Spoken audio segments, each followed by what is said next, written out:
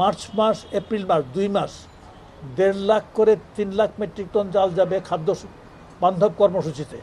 এটা পাবে 15 টাকা কেজিতে পাবে প্রতি পরিবার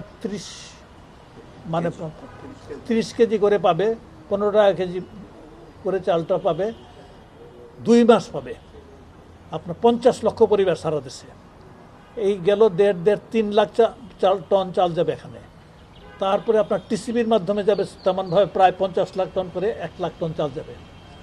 তারপরে আমাদের ভিজিএফ কর্মসূচি আছে, ওএমএস কর্মসূচি আছে, তার মাধ্যমে আরও 50 লাখ করে 1 লাখ টন চাল যাবে।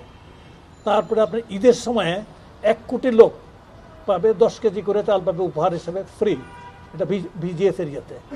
তারপরে আবার ফুড ফরওয়ার্ড সব বিভিন্ন করবে, সবই তো মার্কেটে ফুডকে ইনজেক্ট করবে।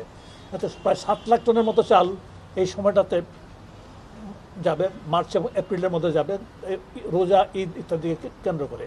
এবং এটা যাতে যথাযথভাবে বিলি হয়, যথাযথভাবে বিলির কার্যক্রমটা তো বিভিন্ন কর্তৃপক্ষ করবে, ফুড ডিপার্টমেন্টও আছে, টিসিবি আছে, এই কার্যক্রমটা তদারকির দায়িত্বটা ডিসিদের। এবং ঢাকা মেট্রোপলিটনে আমরা এখানে এই জিনিসগুলি অত নিবিড়ভাবে তদারকি এতদিন হতো না, কিন্তু ডিসি ঢাকা এবং কমিশনার ঢাকার সাথে আমরা আলাদাভাবেও মিটিং করেছি।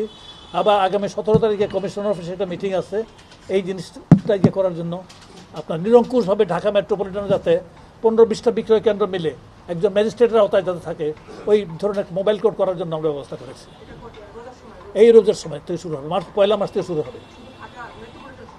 এটা স্পেশালি ইন পার্টিকুলার যেহেতু ঢাকা মেট্রোপলিটনে আসলে বিশাল 2 কোটি লোকের 2 কোটি লোকের তো এখানে এই জায়গাতে যাতে জিনিসটা দিনে প্রতিটা এরিয়াতে প্রতিটা কেন্দ্রে 1.5 টন চাল যাচ্ছে এবং যাচ্ছে, আটা যাচ্ছে, তাই না? কতটা এরকমভাবে এই ধরনের কেন্দ্র আছে কতটা ঢাকা মেট্রোপলিটনে?